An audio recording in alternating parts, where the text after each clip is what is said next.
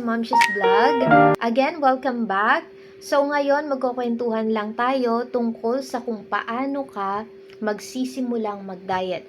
Kung nag-i-start ka pa lang ng diet, para sa'yo ang video na to. Actually, gusto ko lang din i-share sa inyo yung mga tips at mga learnings na nalaman ko sa mga inatenan kong seminar. So ngayon, totoo na ang body mo ang investment mo. So, dapat hindi ka manghihinayang pagdating sa katawan mo. Lahat ng kailangan ng katawan mo, dapat priority mo, dapat ibigay mo. Hindi ang mga material na bagay. So, una, dahil hindi mo magagawang magtrabaho o kumilos kung anong gusto mong gawin or kung ano yung mga kailangan mong gawin kung mahina ang katawan mo. So, lahat ng pag-aalaga sa katawan mo, yun ang dapat mong unang isipin at gawin. So, unang step na dapat mong gawin is awareness. So, ito yung awareness na sinasabi ko. It's very important. Yes, maganda, mas maaga, kahit nasa 30s ka pa lang at wala ka pang nararamdaman, dapat may awareness ka na sa sarili mo. Dapat mong malaman kung ano ang mga kailangan at hindi kailangan ng katawan mo. So, kung alam mo na kung ano ang mga dapat at hindi dapat pinapasok sa loob ng katawan mo, dapat conscious ka na sa lahat ng kinakain mo. Hindi mo pwedeng tapunan ng basura or tambakan ng basura ang loob ng katawan mo. Dahil kung hindi, magkakasakit ka. So, ang katawan ng tao ay dapat alagaan. So, first tip, okay? Balanced diet is the key. So, alam naman natin na ang kailangan ng katawan natin ay gulay at mga prutas. And of course, ito yung mga dapat mong tandaan. Simula last year pa, hindi na ako nabili ng asukal. So, it's a red flag para sa akin. So, kung kailangan ko man ng asukal, nabili lang ako ng brown sugar at very minimal lang. Ito yung pinakamasama sa katawan ng tao. Asukal, yung white sugar. So, tandaan mo, dito nagsisimula lahat ng klase ng sakit. Kailangan mo ng pampalasa ng pagkain, pwede naman spices o kaya gumamit ka ng mga luya, sibuyas, at mga bawang. At kahit anong mga natural ingredients. Example, imbis na sinigang mix, bumalik ka dun sa sampalok. Tandaan, lahat ng instant hindi maganda. Period. Yan ang bad effects ng technology sa atin. Lahat gusto natin instant, lahat gusto natin madali. So, and also, huwag ka na rin bumili ng asin. Basta maalat, matamis, masama yan sa katawan natin. Kahit nga malamig, iniiwasan ko, nakakataba yan. So, kapag umiinom ako ng tubig, nilalagyan ko pa ng maligamgam. Yan lang talaga yung sikreto. Yan yung kailangan nating gawin at tandaan. Iwasan mo yung mga red flags tulad ng soft drinks, milk tea, at mga coffee, lalo na yung mga 3-in-1. So, iwas sa mga hotdogs, burgers, fries, cakes, pastries, and also yung mga alak. At iwas ka din sa white bread. Kung gusto mo ng tinapay, pwede yung whole wheat bread. And also, iwasan mo lahat ng klase ng processed food. Or iwasan mong kumain sa mga fast food chain. So, pangalawa, dapat may meal plan ka na kung anong klaseng diet ba ang gusto mo.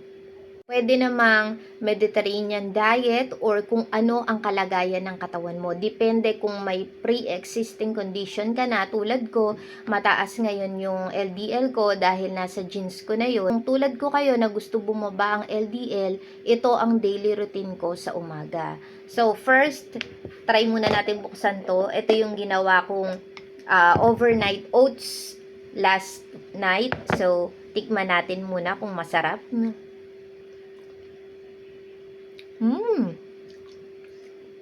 Masarap siya. So, ito yung the best. Yung napagod ka sa exercise, sasamahan mo pa ng masarap na diet. 'Di ba? Makakaisip ka ng ibang pwede mong kainin. Imbis na kumain ka ng bawal, gumawa ka ng mga experiment na mga healthy foods. Marami tayong choices. Basta, kailangan high protein, high in fiber, and less calories ang kakainin mo. Masarap siya, promise. Try nyo din gumawa. Panoorin yung first vlog ko. Nakadepende sa inyo kung anong gusto nyo. Kasi pwedeng lagyan to ng toppings na mga fruits. Pwede nyo haluan ng banana, ng apple, or kung gusto nyo, strawberries. So, it's just combination lang ng mga healthy foods. Ayun. So, let's continue. Ngayon, sa umaga, ang daily routine ko, ang kinakain ko lang ay oatmeal. So, again, yung oatmeal na kinakain ko, ito, rolled oats. Again, iwasan ng instant. Lahat ngayon, basta instant is hindi natural. So, iwasan. So, kung nauumay ka naman sa oatmeal sa umaga, pwede namang mag-yogurt ka lang.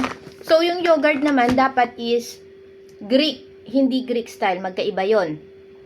So, sa umaga, nainom din ako ng Lipton tea. Or pwede rin namang itong Nestea Cleanse kung gusto nyo, pag nauumay ka sa Lipton tea. So, again, yun lang ang kinakain ko, oatmeal, and then, sinasamahan ko ng tsaa sa umaga. And also, yung Lipton tea ko, nilalagyan ko siya ng chia seeds. So, isang kutsarang chia seeds sa umaga sa tsaa ko. Yun. Masarap naman siya. So, masasanay ka na din sa pag umaga, yun lang ang breakfast ko. So, nasanay na lang ako ng ganun. Sa una, parang natatakam kang kumain ng mga kanin, pero masasanay ka din pag sa oatmeal na ang kinain mo. And, again, let's continue. Sa tanghali naman, doon ako kakain ng kanin. Tandaan, ang white rice ay puro asukal. So kung kaya ng budget mo, mas okay yung brown rice or yung shirataki rice. At doon rin ako kakain ng gusto kong ulam. So, dapat healthy pa din. Iwasan mo yung mamantika. Kung talagang fried ang ulam mo, dapat ang gamitin mo sa pagluluto yung extra olive oil. Hindi lang basta olive oil. Dapat may extra olive oil. Also, maganda sa katawan yung mga sardines, pwede din yung salmon, mackerel. Meron siyang omega-3, super good for the heart siya. And also, pwede ka rin magsama ng mga ibang gulay sa lunch mo. Pwede kang magluto ng tokwa or magluto ka ng, kasi ang tokwa maganda rin yan sa katawan. So, sa soya, nakain din ako ng taho sa merienda. So, maganda rin siya sa katawan. So, it's advisable na yun ang mga kainin natin sa meal plan natin. And also, pwede ka magluto ng mga chop suey, pakbet, at kung ano pang mga gulay ang gusto mo. Sasamahan mo lang din ng mga konting meats, pero iwas ka sa pork, mas okay chicken lang. Mas tipid pa. Then, pwede din isama sa diet mo yung boiled egg kesa sa fried egg. Sa merienda, iwas ka sa mga pritong banana Q or turon, mas okay nilagang saging na saba or kamote.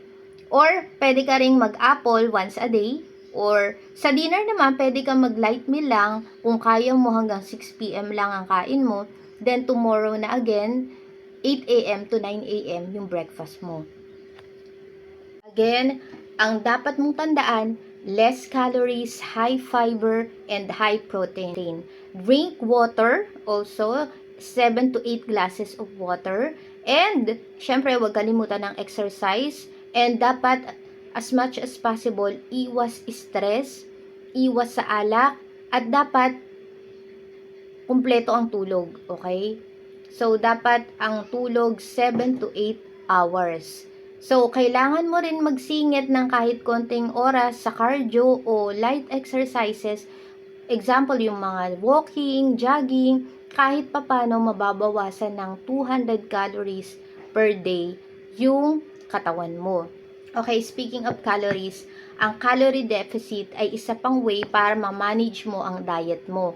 Kung wala kang heavy exercise na ginagawa sa isang araw, dapat mabawasan ang calories mo. Yung simpleng exercise, makakatulong yon para mabawasan yung stored energy sa katawan mo.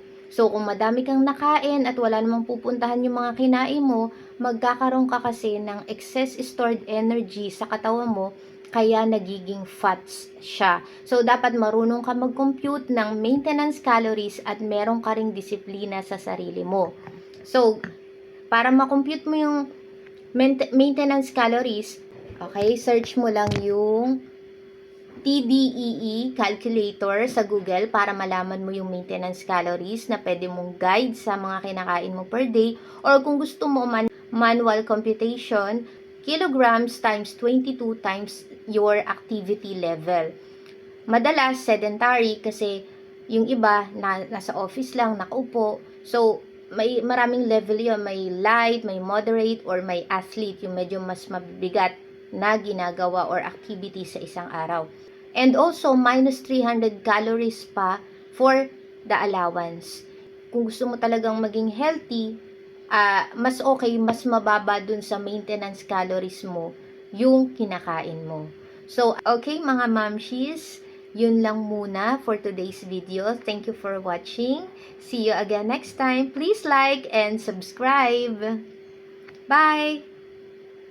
Em đã mệt nhoài, sao đêm lạnh lùng vì ai đưa em về đêm nay.